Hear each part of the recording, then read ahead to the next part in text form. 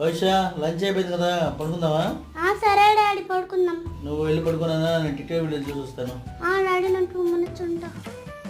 పడుకో. సరే. హాయ్ మామయ్య. హాయ్. అవునా? వీడియో చేస్తున్నట్టున్నారు. ఏదో టైం పాస్. బాగా చేస్తుంది, చిన్న బాగా చేస్తుంది పాప. బాగా యాక్టివ్గా ఉంది. యాక్టివ్ చేస్తుంది. అదే షాప్ రన్ అవ్వట్లేదు, కొంచెం మాట్లాడదాం. హైదరాబాద్లో జాబ్ వచ్చింది, ఆడ పంపించలేదు ఇంట్లో అమ్మాళ్ళకి బాగా. అవును, కోవిడ్ కదా.